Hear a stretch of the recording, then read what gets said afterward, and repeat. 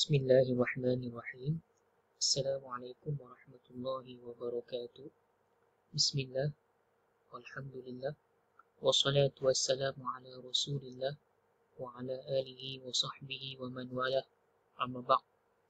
Jadi pertamanya, syukur kepada Allah Subhanahu wa taala pada hari ini kita dapat meneruskan sesi pembelajaran kita secara dalam talian. Alhamdulillah.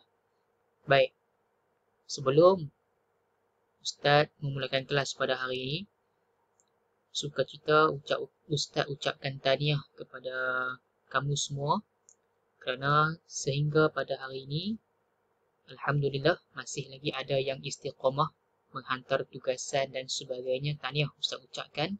Dan kepada siapa-siapa yang menonton video ini dan yang tidak menghantar lagi tugasan-tugasan yang Ustaz telah berikan kepada kamu, jadi tolong segerakan dan tolong hantar kepada Ustaz kerana Ustaz nak buat semakkan dan juga letakkan dalam kehadiran nanti. Baik. Jadi pada hari ini apa yang kita akan belajar? Kita akan belajar iaitu berkaitan dengan perkara-perkara yang membatalkan solat. Dalam buku teks ibadah kamu boleh buka muka surat 37. Di sini pun ada. Jadi boleh tengok di sini. Tak ada masalah. Baik. Tengok yang pertama. Apakah perkara-perkara yang membatalkan solat? Sebelum kita nak masuk kepada perkara-perkara yang membatalkan solat, kita nak tahu dulu benda apa membatalkan solat tu. Okey. Secara mudah dan secara ringkas, Ustaz boleh cerita dekat sini. Membatalkan solat itu maksudnya jika kita buat benda tu waktu kita tengah semayang, tengah solat, kita buat benda tu, maka solat kita batal. Maksud batal ni macam mana? Maksudnya tidak sah. Maksudnya kamu kena ulang balik solat kamu tu. Disebabkan apa? Disebabkan kamu buat benda-benda yang tak boleh dibuat ketika solat. Okey, faham? Baik. Tengok yang pertama. Apakah perkara-perkara yang membatalkan solat? Yang pertama ialah meninggalkan salah satu rukun solat. Rukun solat ada 13.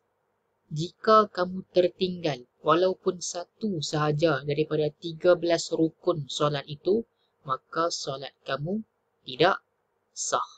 Batal, kena ulang semula semayang.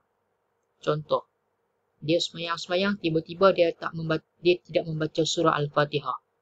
Jadi surah Al-Fatihah merupakan salah satu daripada rukun solat, tapi dia tak baca, dia tak buat pun benda tu. Solat dia tidak sah. Yang kedua, melakukan pergerakan 3 kali berturut-turut. Contohnya waktu tengah semayang dia berjalan ke, ataupun dia garu sampai melampau-lampau. Jadi benda-benda yang seperti itu tidak boleh. Melebihi 3 kali pergerakan yang besar. Okey, contohnya dia ambil jari dia garu satu badan, 1, 2, 3. Dah batal lah semayang dia. Jadi tak boleh Baik.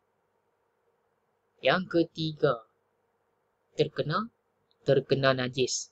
Tengah-tengah duduk semayang, tiba-tiba nampak ada najis pada pakaian dia ke ataupun pada tubuh badan dia. Okey, jadi tak boleh. Sebab itulah waktu kita sebelum semayang tu kita kena pastikan pakaian kita, tubuh badan kita, persekitaran tempat semayang kita tu dalam keadaan bersih. Kalau dalam keadaan yang tidak bersih, kita kena bersihkan tempat tu. Okey, boleh faham? Itu yang keempat. Yang ketiga. Yang keempat, terbuka aurat dengan sengaja. Tengah-tengah duduk semayang, nampak aurat. Nampak aurat, maka tak sahlah semayang.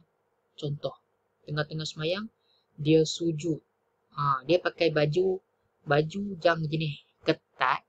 Kemudian seluar dia pakai yang adik dia punya. Dia sujud-sujud, nampak belakang ni. Nampak tabur masjid belakang tu. Jadi, tak sahlah semayang. Sebab apa? Sebab terbuka aurat dengan sengaja. Yang kelima, makan atau minum. Dalam semayang tak boleh makan. Okey? Tengah-tengah duduk semayang, Allahu Akbar.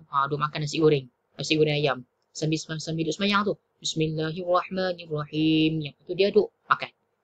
Tak boleh, tak sah. Ataupun ada makanan-makanan yang kita makan tu lekat dekat celah-celah gigi kita. Kalau kita kan waktu semayang kan kadang-kadang kita duk rusik benda tu. Jadi bila mana kita tertelan waktu mana kita tengah solat pun tidak sah. Tak boleh makan, tak boleh minum. Yang keenam, berpaling dada dari arah kiblat. Yang ni mudah saja. Bila mana kamu tengah semayang, tiba-tiba kamu kalih pergi tempat lain, dada kamu dah beralih, batal terus semayang. Sebab dada kamu dah pergi ke arah yang bukan ke arah kiblat lagi dah. Okey. Yang ketujuh, berkata-kata. Maksudnya duk sembang dalam semayang. Kan? Allahu Akbar. Weh, sagi petang nak main apa? Kita main bola ke nak main badminton? Tengah semayang duk sembang pula dengan orang sebelah. Tak boleh, batal semayang. Yang ke-8, menambah rukun fi'li dengan sengaja. Contoh. Orang rukuk sekali, tapi dia pergi rukuk sampai 5 kali. Tak boleh lah. Nak buat baik tapi tak sampai melebih-lebih. Tak boleh, sebab dia tambah rukun fi'li dengan sengaja. Baik. Boleh faham? Yang ke-9, batal wuduk. Batal wuduk, maka batal lah semayang. Contoh terkentut. Lagi apa? Selain daripada kentut. Banyak perkara-perkara yang membatalkan wuduk. Bila mana benda tu batalkan wuduk, dia akan membatalkan solat juga. Baik, yang ke-10-nya ialah murtad. Murtad ni apa dia? Keluar daripada Islam. Baik. Habis untuk perkara-perkara yang membatalkan solat. Buat 10 benda ni, batal solat kamu. Kena ulang semula. Baik. Yang seterusnya, buka muka surat 38. Perkara yang makruh. Tadi perkara yang membatalkan solat. Maksudnya bila mana kamu buat, batal terus. Tapi kalau perkara makruh dalam solat, tengok penerangan dia kata apa kat sini. Perkara makruh ialah perkara yang ditegah dilakukan dalam solat, tetapi tidak menyebabkan solat batal. Nampak poin dia dekat sini, tetapi tidak menyebabkan solat batal. Kalau kamu buat perkara yang makruh dalam semayang kamu sah. Okey, semayang kamu sah, tak batal. Kalau yang tadi yang ni batal. Kalau yang ni tak batal. Cuma kalau kamu buat, pahala semayang kamu kurang. Pahala semayang jadi berkurangan. Contoh. Siapa-siapa yang semayang, Allah bagi 10 pahala. Contoh, nak bagi faham. Allah Subhanahu Wa Taala bagi 10 pahala kepada orang yang semayang. Contoh. Tiba-tiba dia buat benda-benda yang makruh ini. Daripada 10 tu, nanti Allah akan potong jadi setengah ataupun jadi suku. Contoh, dia dapat 7 je. Orang lain dapat 10, dia dapat 7.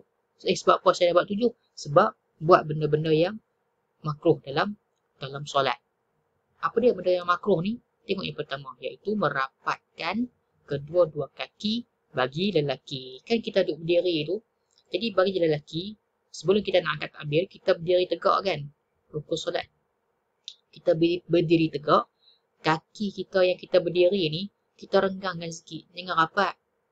Okey? Jangan rapat. Sebab benda tu makruh.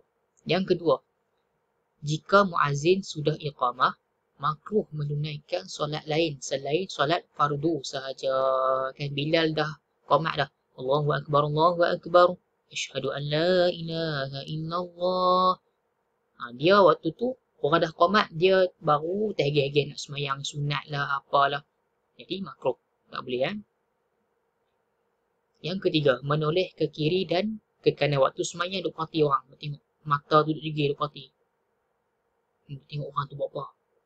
Duk tengok pakcik depan tu buat apa. Makruh. Okey? Makruh. Yang keempat, bersandar pada sesuatu ketika solat. Ni contoh yang nak bagi faham. Dia semayang, contoh belakang dia tu ada dinding. Contoh macam ustaz. Ada tempat sandar dekat belakang ni. Jadi dia waktu semayang tu, dia berdiri, dia bersandar belakang. Jadi, makruh. Hukum dia, makruh. Boleh faham? Tak boleh, Boleh buat, tak ada masalah. Tapi makruh, pahala berkurangan. Takkanlah kamu nak semayang tiba-tiba dapat pahala sikit. Tak maulah macam tu kan.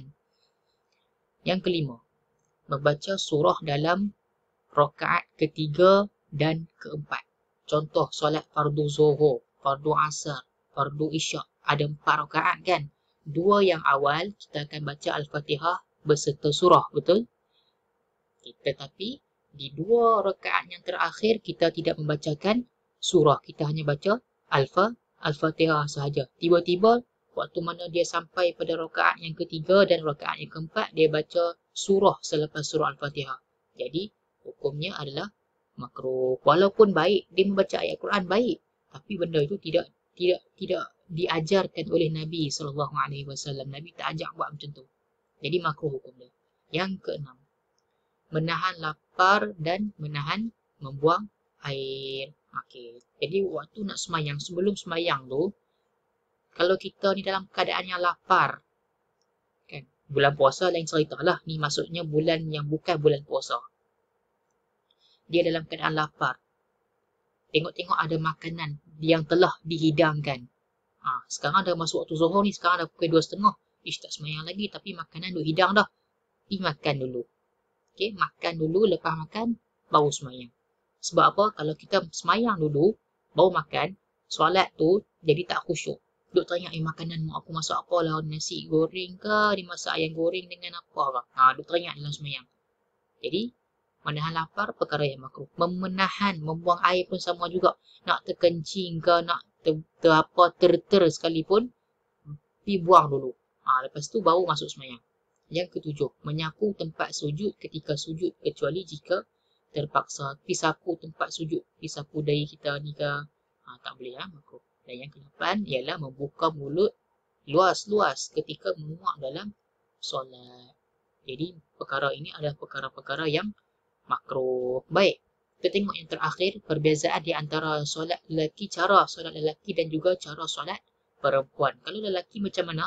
Yang pertama, dia merenggangkan 2 siku dari rusuk ni. Renggangkan 2 siku dari rusuk. Yang kedua, menguatkan suara pada solat subuh, maghrib dan isyak. Yang ketiga, menegur dengan bertasbih. Contoh kalau kata Tok Imam buat silap, kita boleh tegur dia dengan Subhanallah.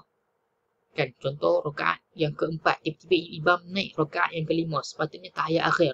Maka, dia kena tegur imam, bagi lelaki, kata Subhanallah.